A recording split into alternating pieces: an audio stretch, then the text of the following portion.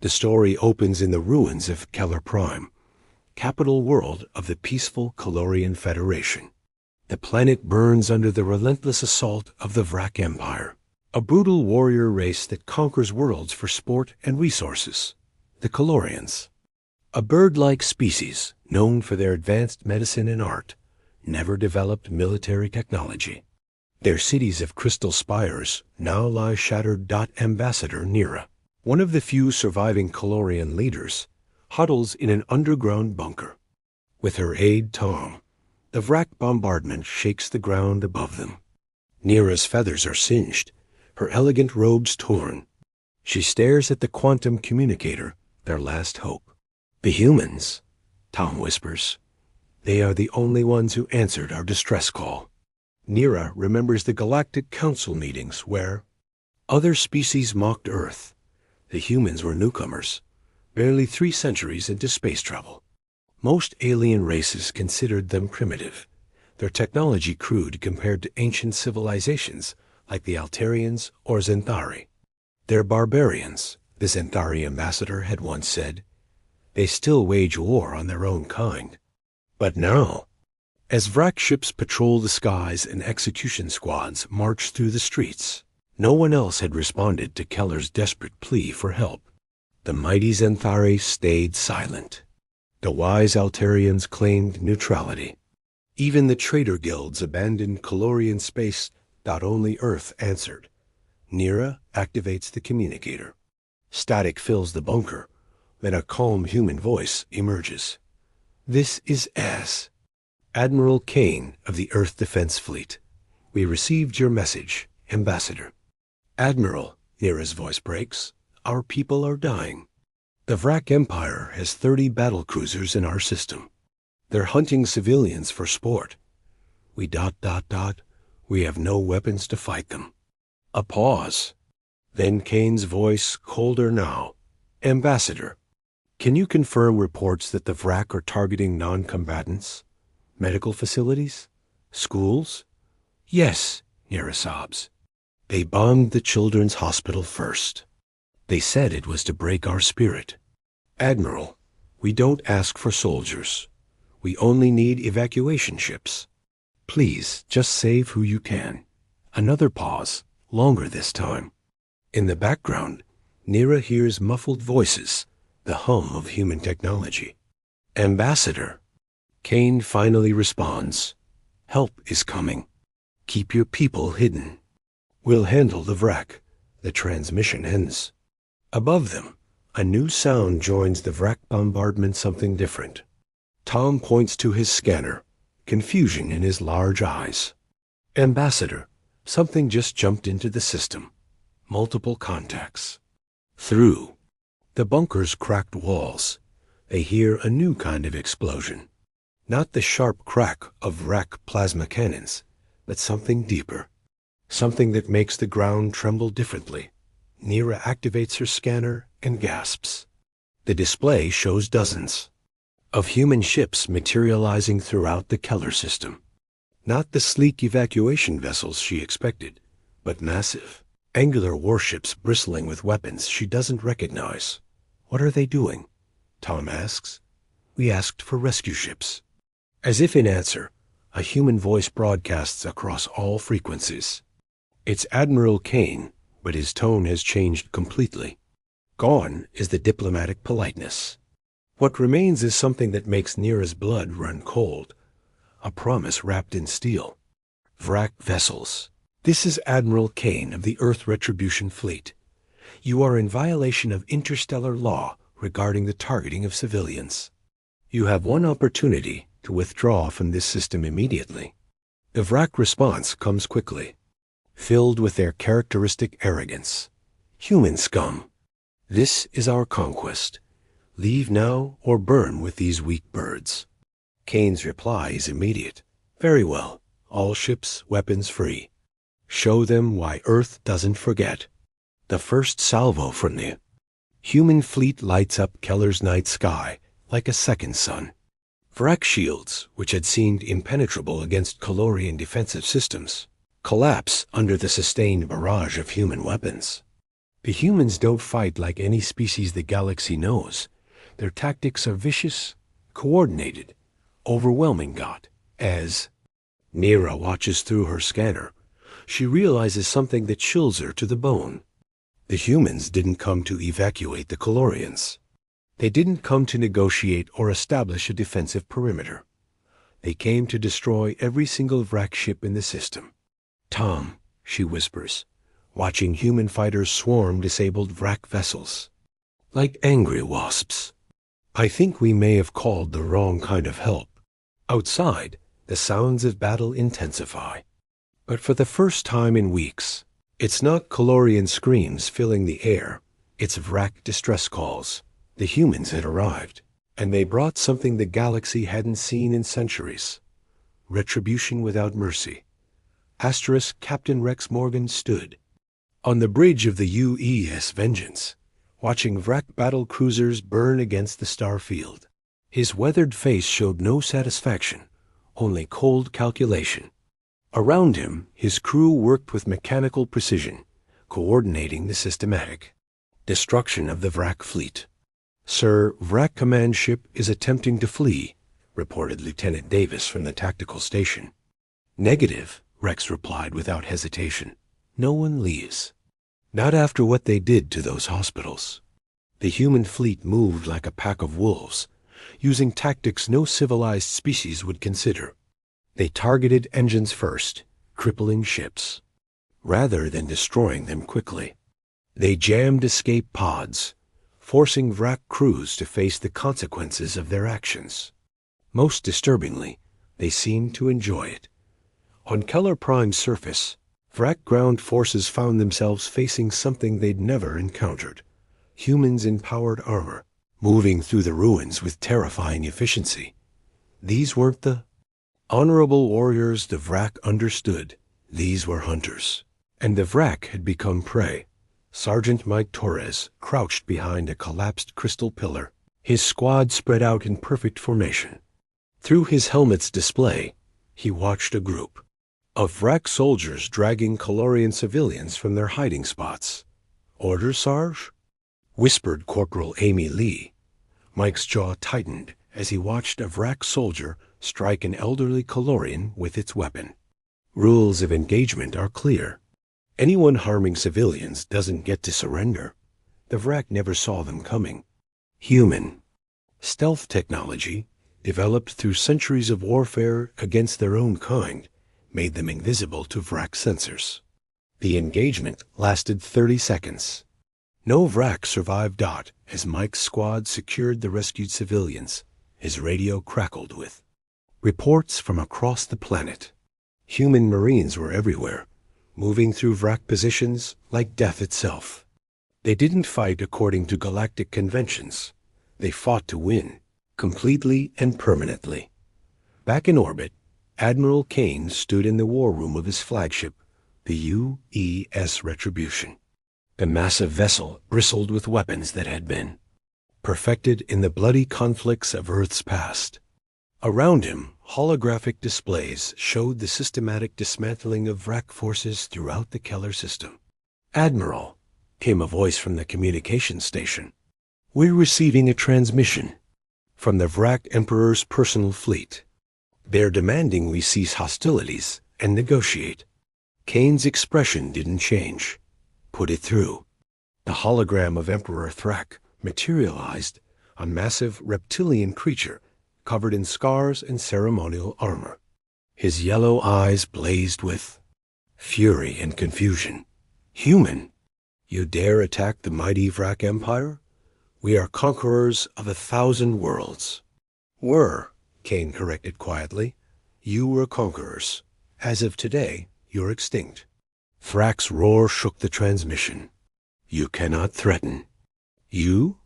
We have fleets throughout the galaxy. We have conquered species far more advanced than your primitive world." Kane activated another display, showing Vrak positions throughout known space. Red markers appeared over each one human fleets, already in position. "Emperor, while you were busy slaughtering civilians on Keller Prime, we've been mapping every Vrak position in the galaxy. Earth doesn't do anything halfway. The truth struck Thrak like a physical blow. This wasn't a rescue mission or a limited intervention. This was extermination, planned and executed with inhuman precision. Impossible. Our intelligence said humans were weak, divided. Your intelligence was correct, Kane replied. We are divided. We fight among ourselves constantly. But you made one critical error. You hurt people under our protection. When that happens, humans stop being divided. We become something else entirely. On the display, Vrak fleets throughout the galaxy came under simultaneous attack. The humans had spent months preparing, moving their forces into position, while maintaining the pretense of being a minor, fractured species. Now, the trap was sprung. This is genocide. Thrak screamed. Kane's voice remained level. No, Emperor. Genocide is what you did to the Herani. It's what you did to the Plovians. It's what you are doing to the Colorians. This is justice. Earth keeps very detailed records. The transmission flickered as explosions rocked the Emperor's ship. Human fighters were breaking through the Imperial Guard, moving with the same ruthless efficiency displayed throughout the galaxy. You want to know the difference between humans and every other species in the galaxy? Kane continued. When someone asks us for help, we don't just send aid. We send a promise. A promise that whatever hurt them will never hurt anyone else again. The transmission cut as the Emperor's flagship exploded in a brilliant flash. Throughout the galaxy, the Vrak Empire died in a single day. Not because humans were stronger or more advanced, but because they understood something other species had forgotten. Sometimes, mercy is weakness, and retribution is the only justice that matters. Asterisk. The humans had kept their promise. 3 days after the last Vrak ship burned in space. The galactic community finally began to understand what humanity had done. In council chambers across civilized space, alien diplomats struggled to comprehend the complete annihilation of an empire that had terrorized the galaxy for centuries. On the neutral space station Harmony Point, the Galactic Council convened an emergency session. Ambassador Krill of the Zenthari Empire, a tall, ethereal being with translucent skin, stood before the assembled representatives. His usually calm demeanor showed cracks of genuine fear. The humans, he began, his voice trembling, have committed the largest act of genocide in recorded galactic history. In 72 hours, they eliminated an entire species numbering in the billions. Murmurs of unease rippled through the chamber. The Altarian delegate, her crystalline features reflecting the chamber's lights, spoke next. Our long-range sensors confirm it. Every Vrak world, every outpost, every ship gone. The efficiency is ... unprecedented. Ambassador Nira of Keller sat in the observer section, her feathers still singed from the bombardment. She watched the debate with growing discomfort. These were the same beings who had ignored her people's desperate pleas for help, now condemning those who had answered. The question, continued Krill, is what we do about this human threat. They've demonstrated capabilities we never suspected. Our intelligence suggested they were primitives, barely capable of interstellar travel. A new voice interrupted the discussion. Admiral Kane entered the chamber, flanked by 2 human Marines. His simple blue uniform contrasted sharply with the elaborate robes and ceremonial armor of the other delegates. The chamber fell silent. I wasn't invited, Kane said, his voice carrying clearly in the sudden quiet. But I felt this discussion needed a human perspective. Krill's form shimmered with agitation. Admiral Kane, you stand accused of the systematic genocide of an entire species. How do you justify this action? Kane looked around the chamber slowly, his gaze settling on each delegate in turn. Justify? I don't need to justify protecting innocent civilians. But I'll explain what happened, since you all seem confused. He, activated a portable holographic projector. Images filled the chamber Vrak forces bombing hospitals, execution squads hunting children, civilians used as target practice. The assembled delegates recoiled from the brutality. "This is what we found when we arrived at Keller," Kane continued. "Not warfare, not conquest, systematic slaughter for entertainment. The Vrak weren't soldiers, they were murderers. But total extinction?" protested the Altarian delegate. "Surely some could have been reformed, educated." Kane's laugh was cold. "Reformed? We have 3,000 years of Vrak history in our databases. 67 species completely destroyed. Hundreds more enslaved or scattered. The Vrak didn't conquer worlds, they erased civilizations." He changed the display to show rescued Colorian survivors. Ambassador Neera's people asked for evacuation. They expected us to run, to save who we could, while the Vrak continued their campaign. But humans don't think like that. When someone asks us for help, we don't just treat the symptoms, we cure the disease. Krill stepped forward, his form pulsing. With indignation, "You speak of disease? You've become the very thing you claim to fight." The galaxy now fears Earth more than it ever feared the Vrak. "Good," Kane replied without hesitation. "Fear keeps people honest. The Vrak Empire existed because species like yours were afraid to act. You had the power to stop them centuries ago, but you chose neutrality over justice. How many innocent beings died while you debated and negotiated?" The chamber erupted in angry voices. The accusations flew humanity was too violent, too unpredictable, too dangerous.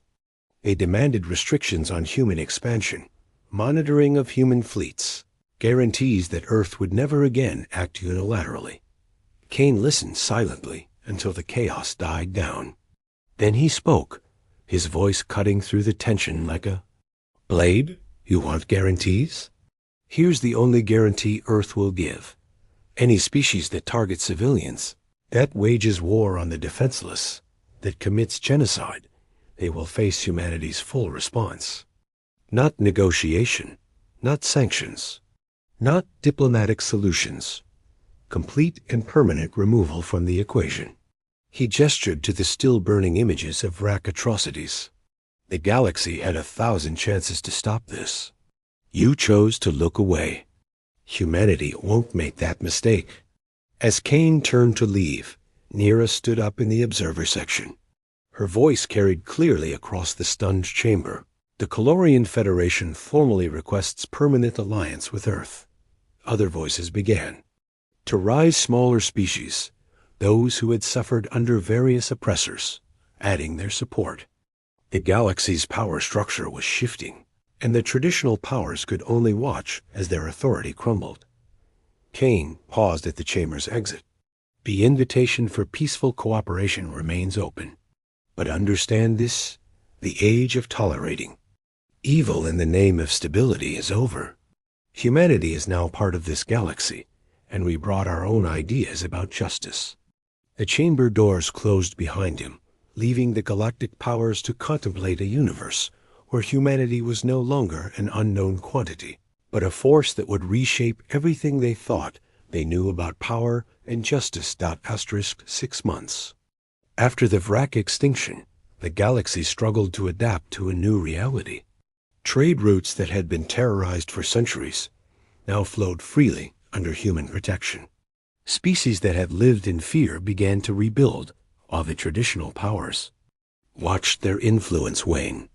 On Earth, President Maria Santos stood in the Situation Room, reviewing reports from across human space. The blue marble that had once been considered a backwater world now commanded respect and fear throughout the galaxy.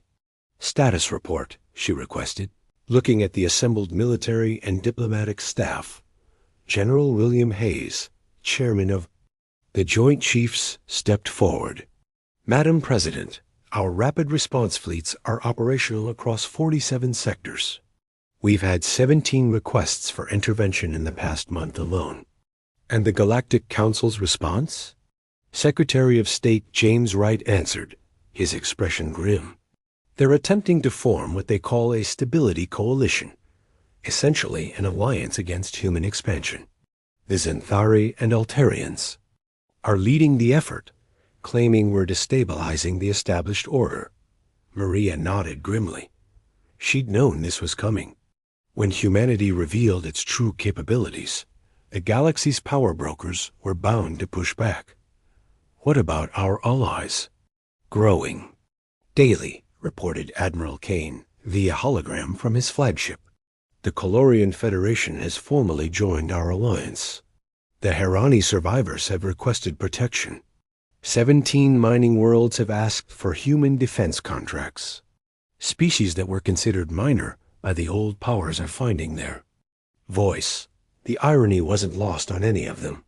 By trying to maintain stability through inaction, the established powers had created the very instability they feared. Oppressed peoples throughout the galaxy saw humanity as liberators, while the oppressors saw them as a threat to the natural order. Meanwhile, in the Xanthari capital of Crystallis, Emperor Valdris convened his war council.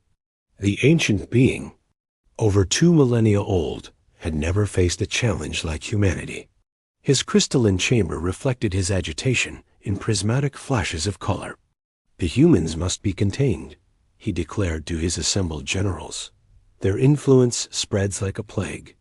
If we don't act soon, they'll upset the balance that has maintained peace for 1,000 years. General Chiron, his military advisor, projected tactical displays. My emperor, our intelligence suggests the humans have been preparing for this confrontation. Their fleet strength is triple what we initially estimated. They've been building ships and hidden systems while maintaining the facade of a minor power. Impossible, scoffed Admiral Zephyria. No species could have hidden such an extensive military buildup. The humans specialize in deception, Chiron replied grimly. Their entire civilization is built on warfare. They've fought among themselves for millennia, perfecting the art of war while we grew comfortable in our superiority. Emperor Valdris's form shimmered with determination. Then we matched their deception with our own. Contact the Altarians, the Norvacan Trade Guild, and the Synthetic Collective. It's time for the established powers to remind these humans of their place. Back on Earth, intelligence reports flowed in about the growing coalition against humanity. President Santos called an emergency session with her advisors. They're planning something, Admiral Kane reported from the main screen. Xanthari fleets are massing in the outer rim. The Altarians are recalling their deep space exploration vessels. Even the usually neutral traders are consolidating their forces. Are we looking at full-scale war? President Santos asked. General Hayes nodded gravely. It appears so, Madam President. Conservative estimates suggest we'd be facing a combined fleet of over 10,000 ships. The room fell silent. Despite their technological advantages, humanity was still vastly outnumbered. The combined might of the galaxy's established powers represented a challenge unlike anything they'd faced. Recommendations? President Santos asked. We have 2 options, Admiral Kane stated. We can withdraw, to Earth space, defend our territory, and hope they leave us alone, or. Kane's expression hardened. We strike first. Use the same tactics that eliminated the Vrak. Hit them before they can coordinate their attack. Eliminate their military capability permanently. That would mean war with half the galaxy, Secretary Wright protested. The civilian casualties would be enormous. The civilian casualties will be enormous either way, Kane replied coldly. The question is whether they'll be human civilians or alien ones. President Santos looked around the room, seeing the weight of decision in every face. 6 months ago, humanity had been an unknown quantity, ignored by the galactic community. Now they faced a choice that would determine the future of every species in known space. How long do we have before they make their move? she asked. Intelligence suggests 6 weeks, maybe less, General Hayes replied. President Santos stood, her decision crystallizing. Then we prepare for both options. But remember, humanity didn't ask for this fight. We answered a call for help and discovered a galaxy that tolerates evil in the name of stability. If they want to preserve that system by force, they'll learn the same lesson the Vrak learned. The die was cast. The galaxy would soon discover whether humanity's promise of protection was stronger than the established order's desire for control. Asterisk, the final confrontation came sooner than anyone expected. The Xanthari-led coalition, unable to maintain coordination across vast distances, launched their assault 3 weeks ahead of schedule. They hoped to catch humanity off guard, but they had misunderstood their enemy completely. Admiral Kane stood on the bridge of the UES. Retribution as enemy fleets materialized throughout human space. Thousands of ships bearing the insignias of a dozen species dropped out of hyperspace in what should have been a devastating surprise attack. Instead, they found themselves walking into humanity's trap. "All ships report ready, Admiral," came the voice of Captain Morgan from the Vengeance. Around them, the human fleet waited in perfect formation, not the desperate defense the coalition expected, but a carefully orchestrated ambush. The Xanthari took the bait, Kane observed with satisfaction. They assumed we'd concentrate our forces around Earth. They never considered we might want them to spread out. The coalition had divided their massive fleet to attack multiple human colonies simultaneously, believing they could force Earth to surrender by threatening civilian populations. It was a logical strategy that showed they still didn't understand humanity's true nature. On Keller Prime, now serving as a forward base for human operations, Ambassador Nira watched the tactical displays with fascination and growing horror. The humans had spent months preparing for this moment, and their preparations were terrifyingly thorough. "They're not fighting defensively," she whispered to her aide Tom as they observed from the command center. "They're hunting." Tom's feathers rustled nervously. The human commander said something about finishing what they started. What did he mean? Their answer came as human fleets across the galaxy revealed themselves.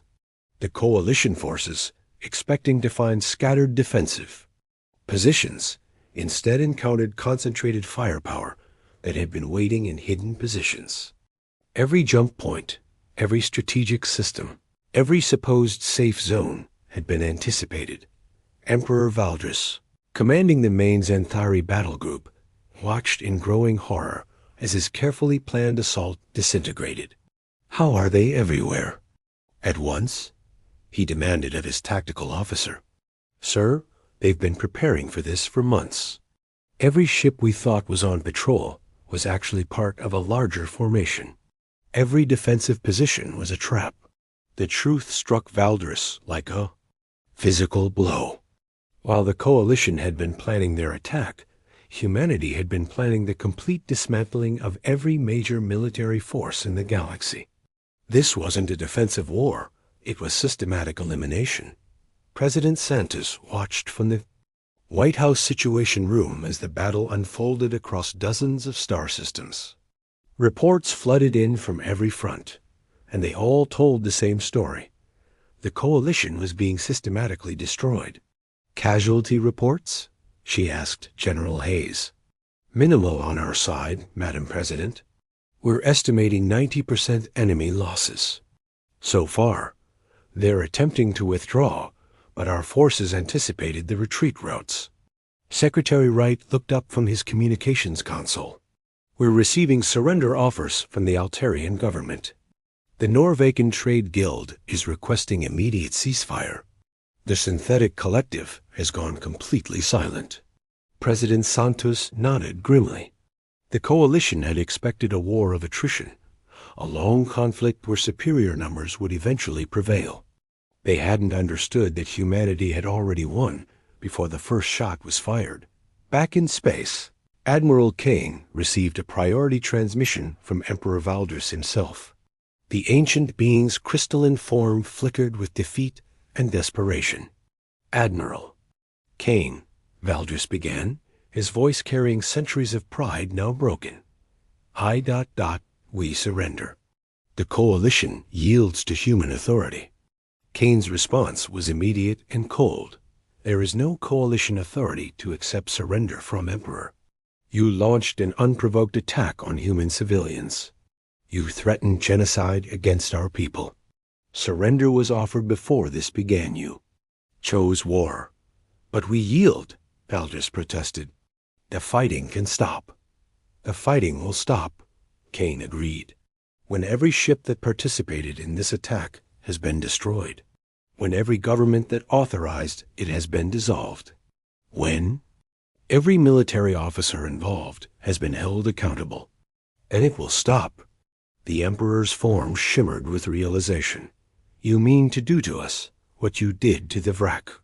"No," Kane corrected. "The Vrak targeted civilians. You targeted our civilians. But your civilians are innocent of your crimes. They'll live under new governments, ones that understand humanity's rules about targeting non-combatants." Across the galaxy, the ancient order crumbled in a matter of hours.